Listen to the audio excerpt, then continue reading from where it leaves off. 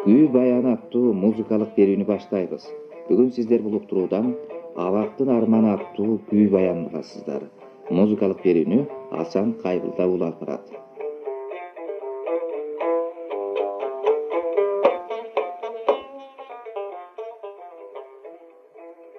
Елибиз таланттарга бай. Бирок таланттар эмети бир кылка эмес. Улуу Залкар деген элдик ардактуу наамга татыктуу адамдар саналуу гана. Аларга элдик рухий кеничти жыйып терип, аны кайта жаратып келишкен. Кийинки урпактарга өлбөс мурастарды калтырууга дамаматы жетишкен бийик инсандарды гана кошууга болор эле. Элибиздин музыкалык маданиятынын пайдубалын түптөшүүдө өз дараметине жараша салым кошкон комузчулар жөнүндө кеп козгогондо, арине күүлөрүн отага түшүрүлүп, тасмага жазылып калгандарды гана такалбай, тайсалдабай талоого алууга мүмкүнчүлүгүбүз болору анык.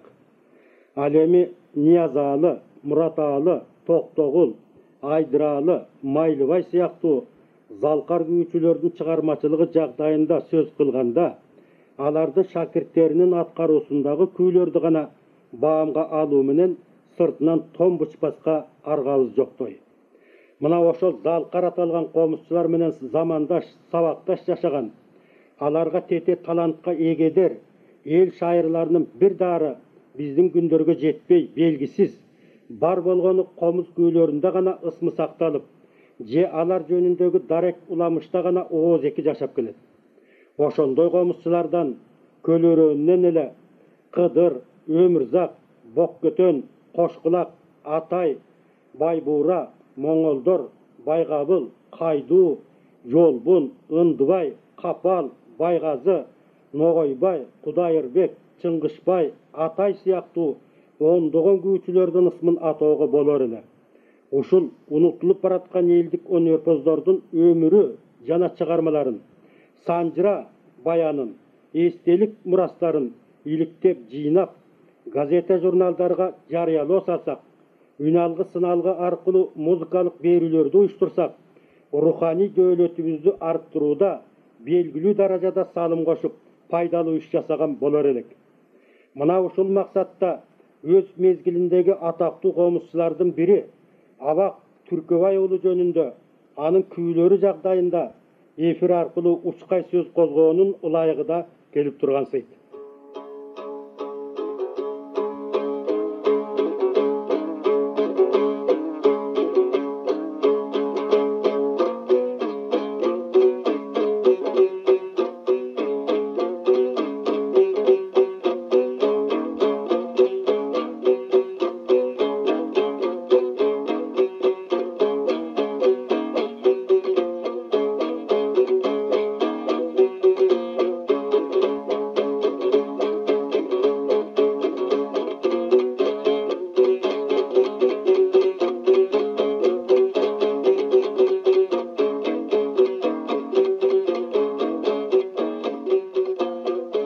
Ошондо келип Абакта отурган экен араакта, жакын барып молдокем жайын айтып кобурап, жанында бирге олтурат. Атагы кеткен кыргызга комузчу экен жашынан, күүсүн уккан адамдар жаш чайып көзүн жашыган. Кыйлада мындай комузчу болгон эмес экен го.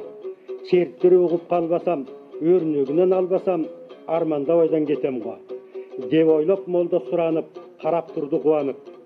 Өнөрпоздун өзү экен, комузчунун көзү экен. Күүлөп кылын чойгулап, кол ойнотуп койгулап, көргөздү белем санатты, эл көзүнө каратты. Күүдөн күүнү толгоду, көзгө илинбей колдору, ак сакалы жайкалып, көптү көрүп көп билген көсөмдүгү байкалып.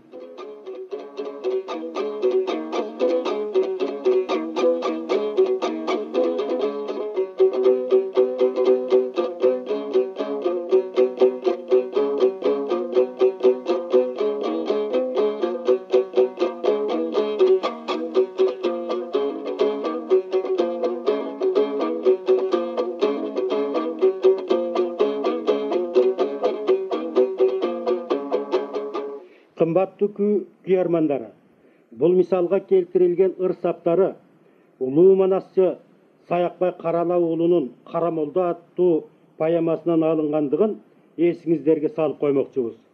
Мына ушул Абак комузчу жагдайындагы сүрөттөмө Азиз Салы уулу айткандай, бүгүнкү күндүн күйүм логиканы Карамолдонун каршысында айтылып жатса, бул ак дилден чыккан мактоонун түпкүрүнөн ар замандын өз Карамолдосунан элес албай койбойт окшойбуз. Мына ушул эскерүүдөн эле өткөн мезгилдин дагы бир чыгаан өкүлүнүн Абак Түркөбай уулу аттуу Залкар комузчунун жаркыраган бейнесин көз алдыга келтирүү мүмкүнчүлүгүнө ээ болуп тургандыгыбыз айдан ачык. Андемесе, каарманыбыздын образын ачуу максатында ушул эскерүүгө байланыштуу төмөндөгү окуяга да учкай токтоло кетели.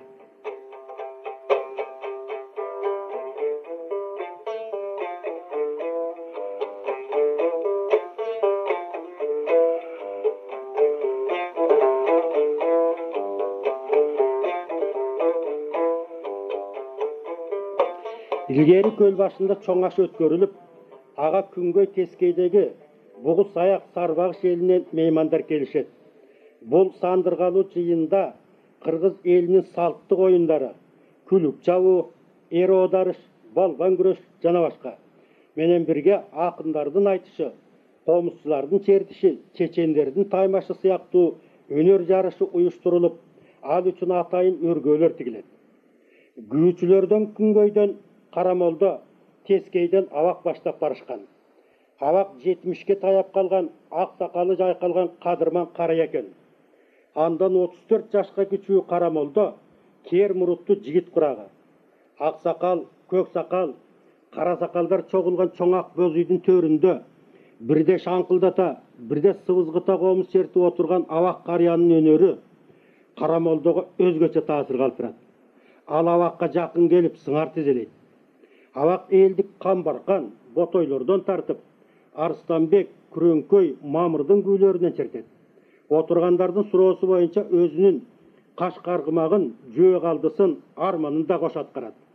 Бир кезде маңдайында отурган Карамолдого карап, "Кана балам, комузуңду колго алып, менин күүлөрүмдү уланта отурчу" деп кезегин берет. Карамолдо мандаш урунуп, жалпак отуруп, комузунун кулагын шашпай буроого келтирип, Каникейдин арманын, андан соң Сыздат деген күүнү чертет. Карамолдонун өнөрүнө ыраазы болгон карт комузчу, "Бали, бали балам, өнөрүң өр таяп калган экен.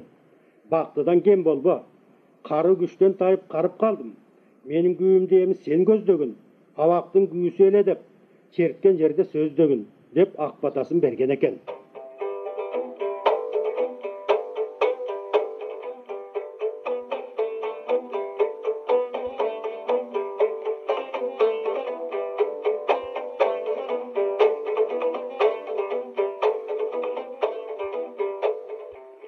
Карамолдо Абакты устатым деп сыйлап, көзү өткөнчө байланышын үзген эмес.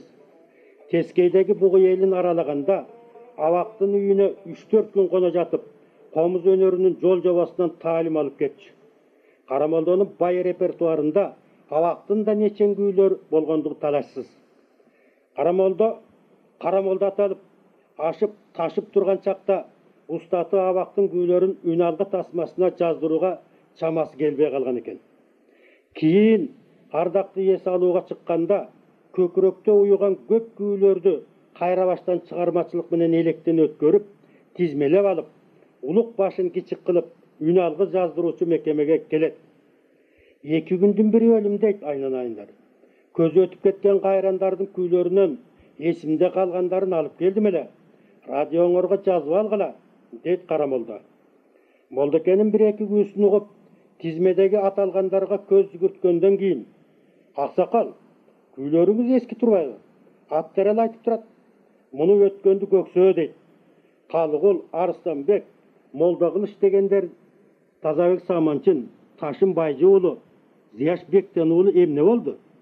Гүлдөгөн социализм доорун таңазалаган жаңы күүлөрүңүз болсо, кеп башка эле, деп жооп берет тиги мыкчегер.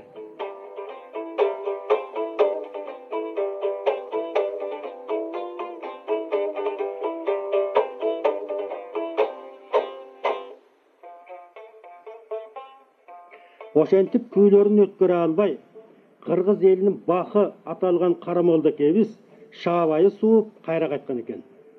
Төх, жарык дүйнөгө көз жара албай, көмүскөдө калып, улуу комузчу көрүнө ала кеткен эсил кайран күүлөрдүн ичинде Байгазынын сынган бугусуна сыпатташ, абактын да арман чайыган канчалаган асыл кайрыктары болбоду дейсиз.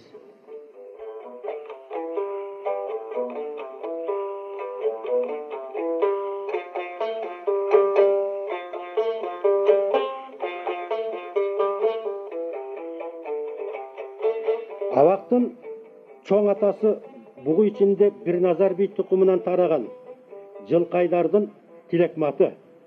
Тилекмат Ормон Балбай, Боронбай сыяктуу сарбагыш бугу билермандарынын замандашы. Ормон ак кийизге көтөрүп хандыкка шайланган журт башчысы. Балбай сурайгырын алкынтып, сырнайзасын душманга кезеп, эл четинде, жоо бетинде турган кашкөй баатыр. Боронбай бугу элинин билерманы, ханы катары таанылса, ал эми Тилекмат болсо, караңгыда жол тапкан амал көйлүгү, капилеттен сөз тапкыч чечендиги, кыйын кырдаалда ык билген айлекерлиги менен кыргыз казак калкына маалым өз мезгилин чыгаан дипломаты, элчиси болуу менен аке деген ардактуу наамга ар намыс менен ала жүргөн улуу инсан. Тилекматтан 5 катыны болгон. Билерман байбичеси Кенжекеден 8 эркек 2 кыз. Алар Түркөбай, Серкебай, Чыныбай, Таңызкожо, Дыйканбай, Ачакей, Алышбай. Булардын улуусу Түркөбайдан 6 бала. Дөөлөтбак, Ниетбак, Абак, Самак, Төлөбай, Албанбай. Түркөбайдын уулдарынын ичиндеги сөз билгиси да, жөн билгиси да Абак болгон. Жакшы ат минип мүнүшкөрлүк кылып, журт жакшылары менен үзөңгү кагыштыра эл аралап, майда манаптардын сабын толуктаганы менен, анын ырчылык, сөзмөрлүк, айрыкча комузчулук өнөрү калк алдында кадырын арттырууда көбүрөөк себепкер болгон.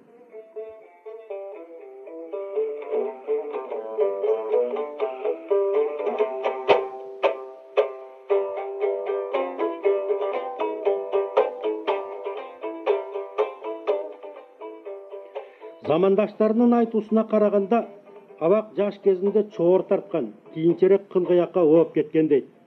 30-35 жаш курагында комузчулук өнөргө баш атуу менен берилип, өмүрүнүн аягына чейин ушул кесипти аркалаган. Комузду өзү чапкан, кылым байбичеси чолпон жасаган. Абак 100ден ашык элдик күүлөрдү черте билген, жана ондогон күүлөрдү жараткан. Жаңы күүнү эл чогулган жыйында чертип берип, күүнүн таржымалын көпчүлүккө баян кыла отуруп, кана күүнү кандай деп атасак болор экен деп угармандар өздөрү таразалаган соң Абактын баланча күүсү делип комузчулар тарабынан айтылып чертилип келген. Абак Түркөбай уулу болжолу 1851 Ысык көлдүн Кескей тарабында азыркы Жетөгүз аймагынын Шалба чөлкөмүндө туулуп, 1916 жылы ынкылаптын алдында Суу-Келте оорусунан 75 жашында о дүйнө салат. Абактын 2 аялы болуп, улуу аялы Чолпондон Алыбек Бек турган, кичи аялы Кусубалдыдан Бек Мырза деген балдарынан тараган небере чөбөрөлөрү Шалба айылында азырда жашап жатышат.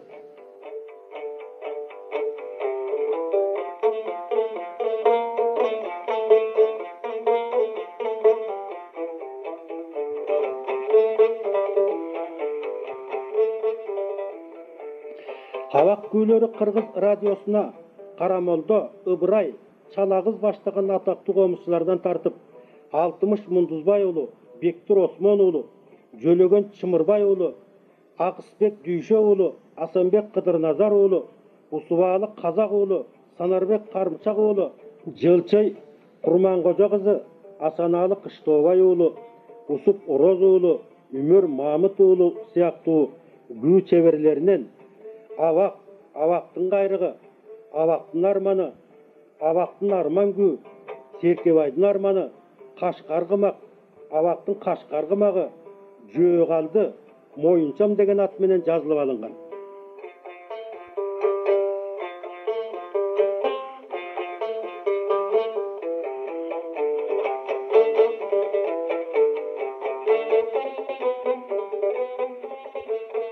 Kүй баяны аттуу музыкалык берүүбүз аркылуу Абак күйлөрүнүн ичинен Абактын арманы, Абактын каш каргымагы аттуу күйлөрдүн жаралыш жагдайларын угармандар назарына сала кетүүнү эпкөрүп турабыз.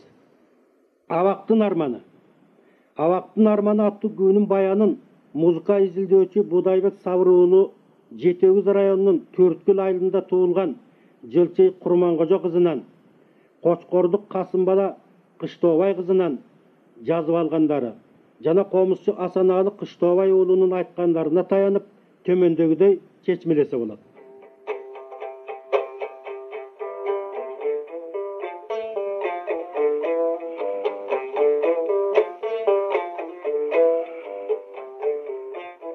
Чымырбай, Түркөбай Тилекматтын балдары деп жогоруда айтылды. Чымырбайдын агасы Серкебайдан Кыштообай, Түркөбайдан Абак, Абактын агасы Ниетбак. Күндөрдүн биринде Ниетбак менен Кыштообай жайлоодо жайыт талаша кетип чатак чыгат. Ниетбак көк чегедек менен чаап жиберсе, Кыштообай өлүп калат. Кырсыктуу окуя айылга тоо жели менен бирге жетет. Серкебайдын балдары сойыл чокморун такымга кысып, Түркөбайдын тукумунан бирин өлтүрүп, канга кан алабыз дешип тоого чабышат. Ниетбакты таппай, бычакка саптык Абагын эле жайлайлы деп артына сая түшүшөт. Абак алдыртан элбилге карыяга келип акыл сурайт. Каратан өтүп өлүп бүк түштү, кайран башка күн түштү. Чымырбайдын Кыштообайы биз колду жаздым болуп калды. Эми айлам не болот? Дейт. Анда карыя, ар өлүмдүн себеби болот. Кыштообайдын ажалы жеткен ошол. Эрегиштен эр өлөт. Эки тууган кайда бармак элеңер? Акыры эпке келип эл болорсуңар. Ачуулунун алдынан чыкпа деген. Тиги туугандарыңдын көзүнө чалдыкпай, кичине жылыштап жашына тур. Эби кеткен иштин эсеби табылар Абагым, дейт.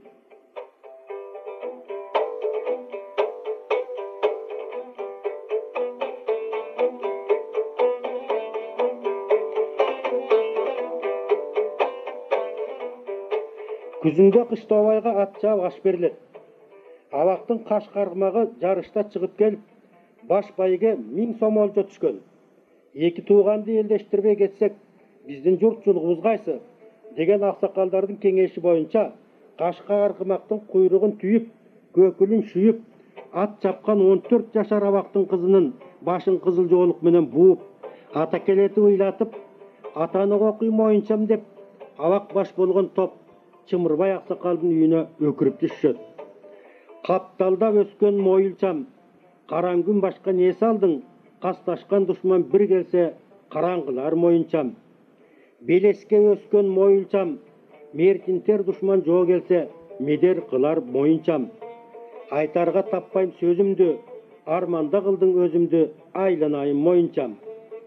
Сүйлөргө таппайм сөзүмдү, сүзүлтүп эки көзүмдү, сүйөнөрүм сен элең, сүлдөрүм калды моюнчам.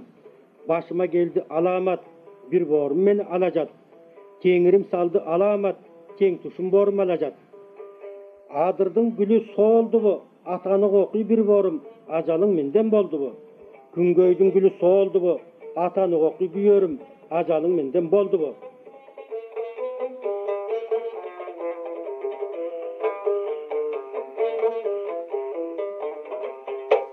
El çoğulgan ortada aksakaldar düştü araga. Çımırbay aba, жазатайып жаздым болуп, Кыштообайың түбөлүк жайына кетиптир. Эртедир кечтир баарыбыз бара турган жер ошол. Бир биенин кулунун ала куласы барбы? Алдыга келсе атаңдын кулунан кеч деген экен. Аны да сезип тургандырсың. Азайып көп күнөөсү болсо кечирип койгун Абагыңды. Кашка аргымагынын көкүлүн түйүп, карындан чыккан каралды кызын тартуулап, Абагың алдыңа келип отурбайбы? Муну Кыштообайыңа Куран түшүрт, деп ак жоолукка оролгон 1000 теңгени алдыга жылдырышты. Ошондо Чымырбай карыянын каада кармап, нарк калчай айтып турганы. Эки тууганды эл кылган эрдин иши. Эрдиңерге ыраазымын журт. Бирок да бир кылыгыңарга ичим толбой эңшерилип турам. Айтыңыз, айтыңыз карыя, кулак сизде. Айтсам сөз мындай. Өлгөн бала да меники, өлтүргөн бала да меники. Өз баламдан өзүм Кун дооласам Кудай мени урбайбы. Тиги сырттагы баламды кантип тартууга алып келдиңер дегенде ол тургандар башын көтөрө албай, ал кемчилик бизде экен аксакал дешти. Андай болса деди карыя сөз бүтүмүн чыгара. Ат чапкандыкы, мал баккандыкы дейт. Балага да, малга да кесир болбосун десеңер, карагашка күлүктү мамыга байлатпай, кызды босогону аттатпай, ээсине кайтаргыла. Алып келген теңгеңер Кыштообайдын чайпылына жарар. Мен айыбыңарды кештим. Эки дүйнөдө ыраазымын силерге. Карыя колун жайып, ынтымагыбыз ылайым бузулбасын. Ынтымактан чыккандарды ата бабабыздын арбагына коелук. Амин дегенде кар жаш дебей чурулдап, алакан жайып ак батага кошулушту. Абак элдин суроосу боюнча жөлөнүп турган комузун алды. Толгоосун келтирди. Ошондо өлгөн бир боорuk Кыштообайды жоктоп, өпкөсү көп шолоктоп, комуз кылып кошо ыйлатып, муңду күү черткен экен. Күү көл кылаасын аралай желдей ушту. Кийинки комузчулар бул күүнү Абактын арманы же моюнчам деп чертип жүрүшөт. Бектур Осмон уулу моюнчам деген күүнү аткарып берет.